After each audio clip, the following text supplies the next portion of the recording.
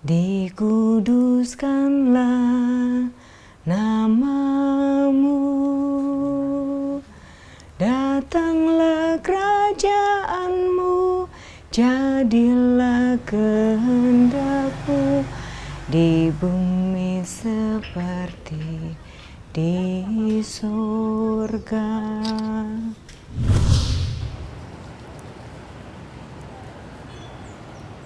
Tindakan tidak bermoral dapat tercetus karena keremehan sebab. Obsesi dan cemburu asmara mampu menganiaya, bahkan merenggut nyawa. Tindakan kriminalitas itu nyata, betapapun anehnya. Mengapa itu terjadi? Meski perbedaan era zaman dulu dan sekarang berbeda. Kejadian ini menimpa keluarga Suroto dan Elizabeth terkait peristiwa yang menimpa anak sematawayang mereka, Adesara Angelina Suroto.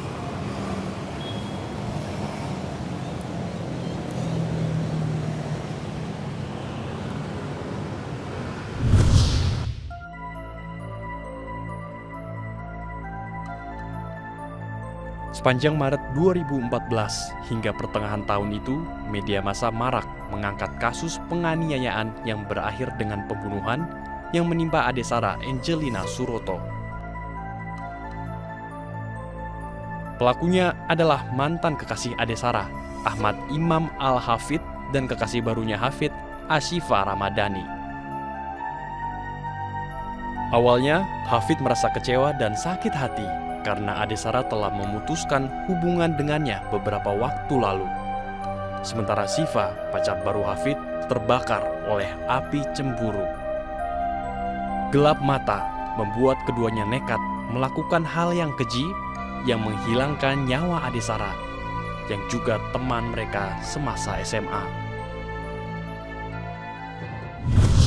Jadi memang bisa saja itu adalah satu kecemburuan yang berlebihan dan kemudian terpikir untuk melakukan hal yang lebih tragis lagi gitu ya buat Adesara gitu. Nah, namun saya tidak bisa memastikan karena saya tidak ketemu dengan yang bersangkutan gitu. Nah, mungkin yang perlu kita pelajari dari hal ini sebetulnya adalah bagaimana supaya mereka yang mengalami kecemburuan luar biasa sebetulnya bisa mengekspresikan kecemburuannya secara lebih aman tanpa harus melukai siapapun, apalagi sampai melakukan pembunuhan.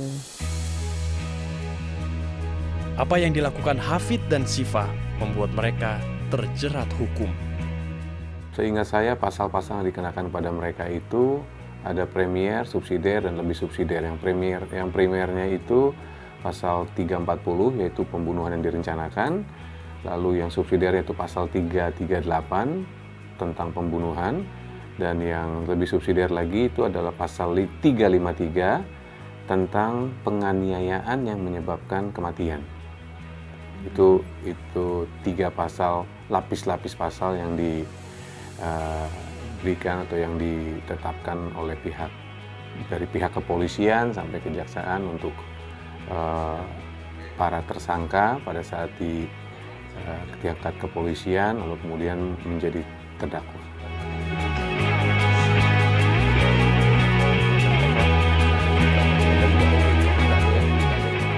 Michael Hutagalung bergerak untuk membantu keluarga Suroto, orang tua Adesara.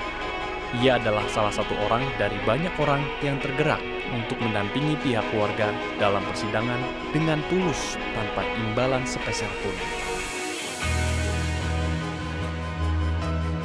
Dari fakta-fakta yang ada, berdasarkan fakta-fakta persidangan, dokumen-dokumen yang kami pelajari, kami juga melihat bahwa niat atau rencana untuk membunuh almarhum Adesara itu memang sudah ada. Lalu selain itu juga ada alat strum di mobil. Saya mau cek sama semua mungkin yang ada di ruangan ini. Di mobilnya ada alat strum nggak? Di saya nggak ada. Kita tahu Jakarta nggak terlalu aman di daerah-daerah tertentu yang mungkin juga banyak orang merasakan itu, tapi itu tidak menjadi alasan untuk kita mempunyai alat strum di mobil. Dan dia ada. Awalnya Hafid dan Shiva dihukum 20 tahun penjara. Namun pihak kejaksaan mengajukan banding hingga kasasi ke Mahkamah Agung. Ya, perlu kami tegaskan bahwa yang mengajukan banding itu adalah pihak kejaksaan, bukan kami. Pada 23 Juli 2015, Mahkamah Agung memutuskan hukuman seumur hidup bagi Hafid dan Asyifa. Nah, terhadap putusan banding itu, Pengadilan Tinggi juga memutus 20 tahun. Lalu kemudian pihak kejaksaan mengajukan kasasi, sampai akhirnya pihak Majelis Hakim Mahkamah Agung memberikan putusan seumur hidup. Peristiwa ini juga menunjukkan masih ada harapan untuk ketegasan penegakan hukum di Indonesia. Dampaknya ini menurut saya sangat memberikan dampak yang cukup besar bagi kehidupan dunia hukum pidana di Indonesia, karena apa yang dilakukan, apa yang terjadi, saya melihat bahwa ini adalah merupakan suatu hal di mana hukum benar-benar ditegakkan dan nurani Majelis Hakim Mahkamah Agung sangat berbicara. Saya rasa mereka mendengar suara Tuhan. Kalau menurut saya, dari kacamata hukum, saya rasa setimpal. Walaupun mau seberat apapun putusan itu, tidak mengembalikan hidup seorang korban. Tapi menurut saya, itu cukup setimpal.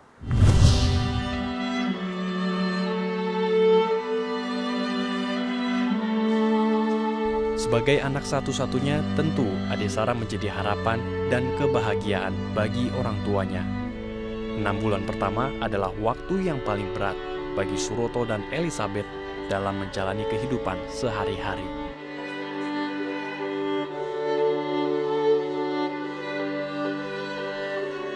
Pada orang-orang yang kehilangan anak semata wayangnya, apalagi kalau anak itu memang sungguh dinanti-nantikan kehadirannya dan memang disayang sekali, tentunya memang sangat kehilangan ya, kehilangan yang besar. Dan kehilangan yang besar itu bisa menimbulkan stres yang luar biasa sebetulnya pada orang tuanya.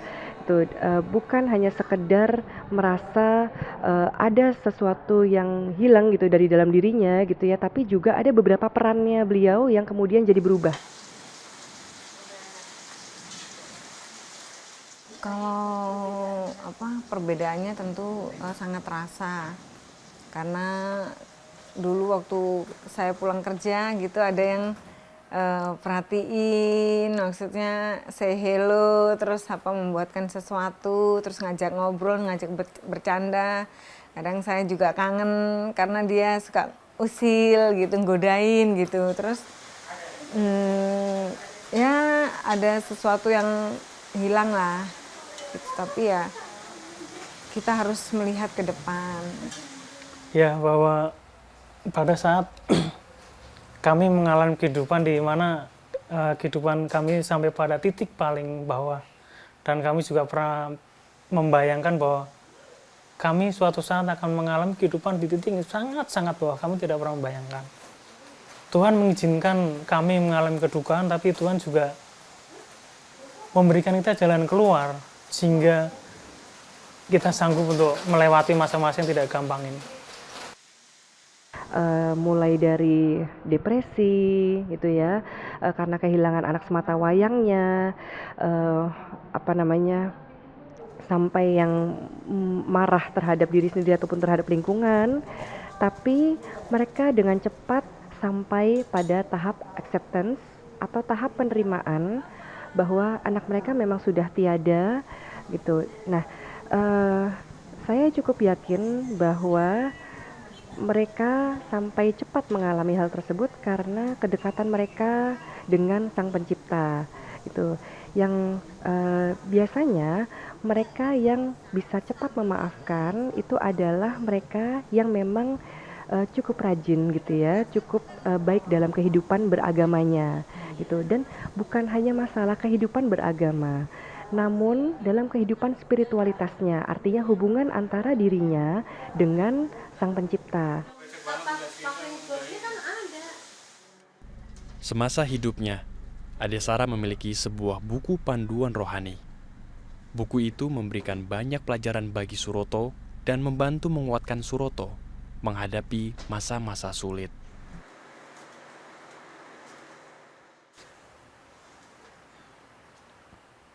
Buku yang dulunya saya baca,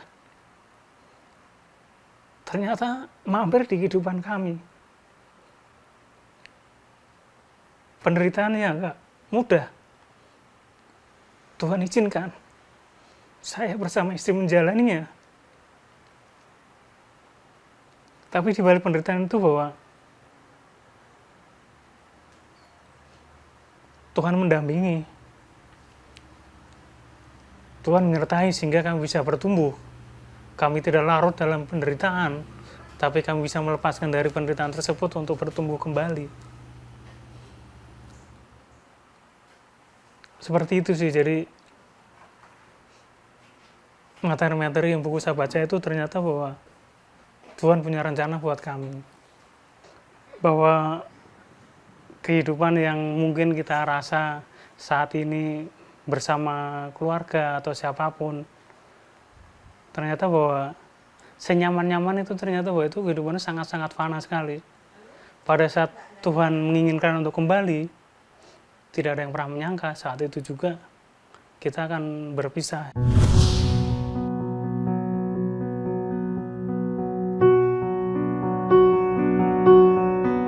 Adesara dimakamkan pada 7 Maret 2014 di tempat pemakaman umum Kristen Pondok Kelapa, Jakarta Timur. Bagi Suroto dan Elizabeth, kehilangan anaknya yang tunggal yang tidak akan dapat digantikan adalah kesedihan yang sangat terbesar. Namun mereka tetap berjuang dan memilih untuk memaafkan.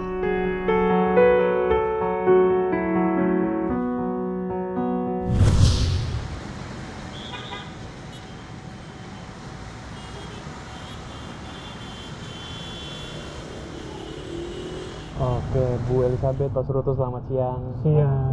Gimana kabarnya, sehat? Sehat. Iya, puji Tuhan. Nih, kita mau kemana ini, Bu? Kita mau ke makam Mhm. Sarah di daerah Pondok Kelapa. Kalau ke makam Sarah itu seberapa sering sih, Pak Suroto? Sebenarnya kalau sekarang sih sering banget enggak. Mungkin dalam 1 bulan sekali saya menyempatkan ke sana karena terkadang saya harus membayar yang jaga kebersihan. Namun waktu kami di Rawamangun sih karena jarak nggak terlalu jauh, jadi kami masih sering ke sana. Nah sekarang kami sudah tinggal di Bekasi, jadi agak jarang sih ke makam.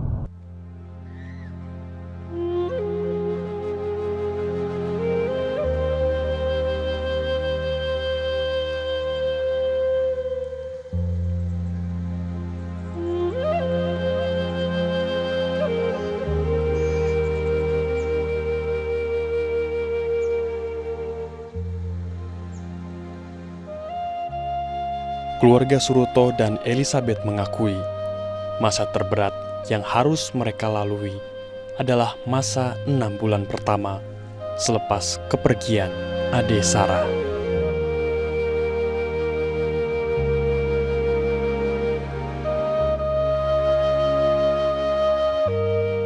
Pada masa-masa itu, rasa sedih masih menyelimuti. Ketika mereka berkunjung ke makam pun, masih ada godaan untuk berandai-andai. Andaikan Adesara, putri mereka tercinta, masih tinggal bersama mereka.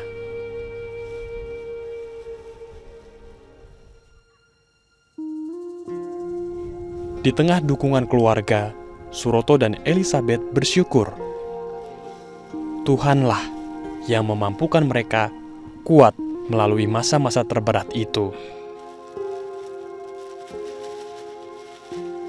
Ketaatan pada perintah Tuhan untuk mengampuni dan mengasihi membuat keduanya rela untuk memaafkan pelaku. Bagi mereka, kasih adalah harga yang mutlak, yang tidak tergantikan. Sekalipun itu membutuhkan pengorbanan yang tidak mudah.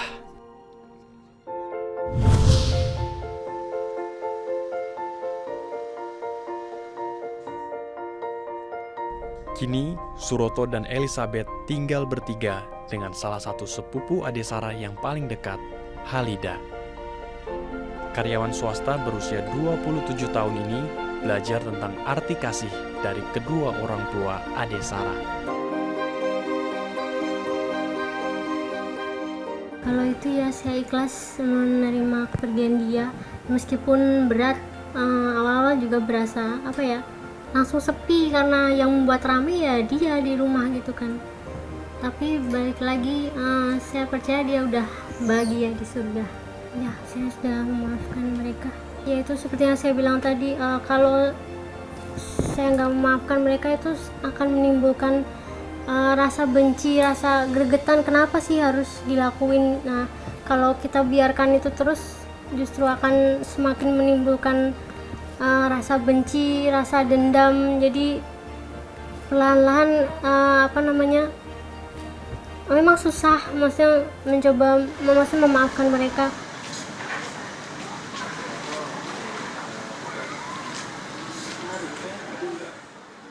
Komunitas rohani adalah pendukung yang sangat penting bagi Suroto dan Elizabeth, terutama saat harus melewati masa-masa yang sulit.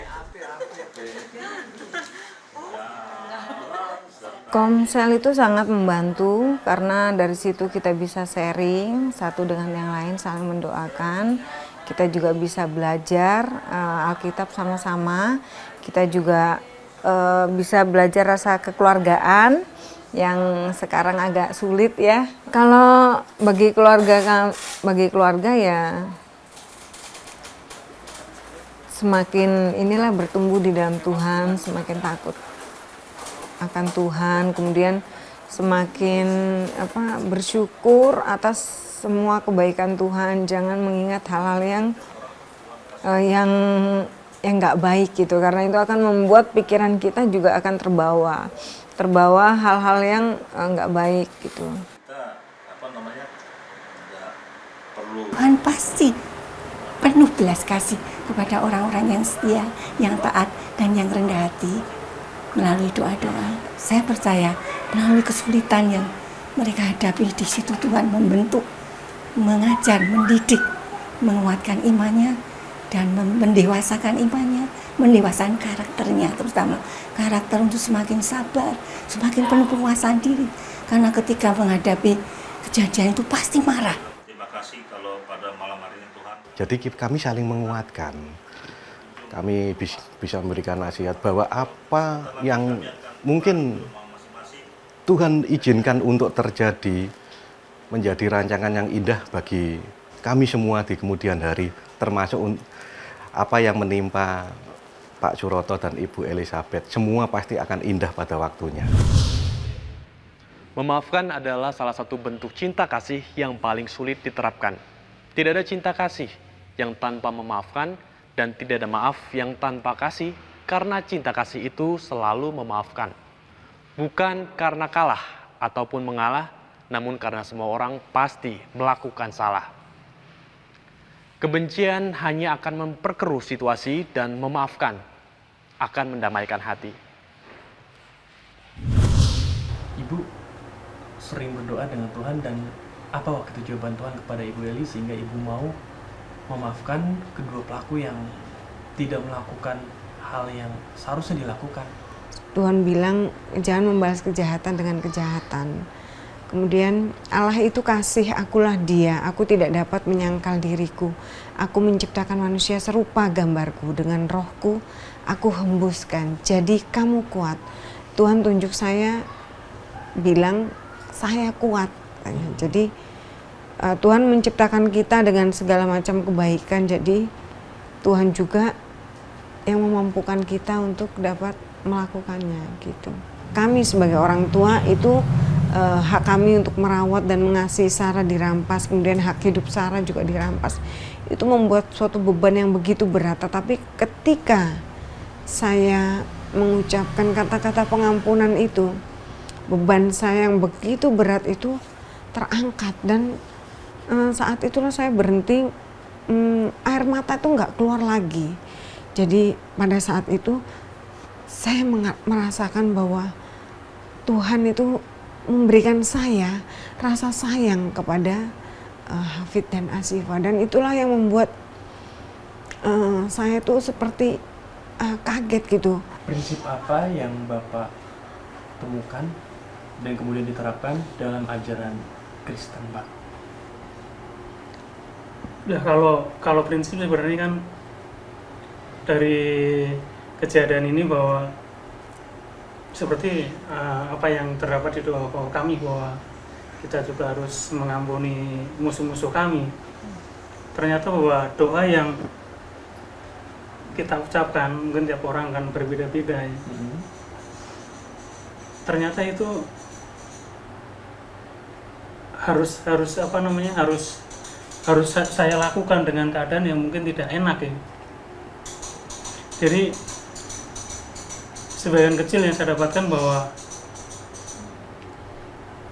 prinsip-prinsip yang dari doa itu harus saya lakukan di kehidupan sehari-hari. Apa Pak arti tahun baru juga menurut Pak Suroto? Tahun baru tahun 2016 itu seperti apa? Kami hanya menjalani hari-hari kami untuk lebih mengenal Tuhan lebih dalam lagi. Karena keterbatasan kami, keterbatasan istri saya. Jadi kalau mengartikan tahun baru ke depan, kami ingin tahun ke depan tuh selalu ada yang lebih baik di mata Tuhan. Seperti itu aja sih, kami tidak mulu-mulu nanti harus punya resolusi di pekerjaan seperti apa. Kalau bagi saya sih itu bagian kecil dari kehidupan aja sih. Tapi kalau saya lebih fokus untuk menjalin hidup lebih baik. Kalau misalnya ngebet ini, ngebet itu, pengen ini, kayaknya ya enggak gitu ya. Enggak tahu ya, kok saya enggak ya. Maksudnya ngalir gitu aja dan bersyukur untuk apa? Maksudnya atas semua kebaikan yang Tuhan berikan gitu. Maksudnya mengingat-ingat semua kebaikan Tuhan dan bersyukur atas itu. Saya nggak mau ngingat yang nggak baik-baik, nanti hati saya akan menjadi nggak baik gitu.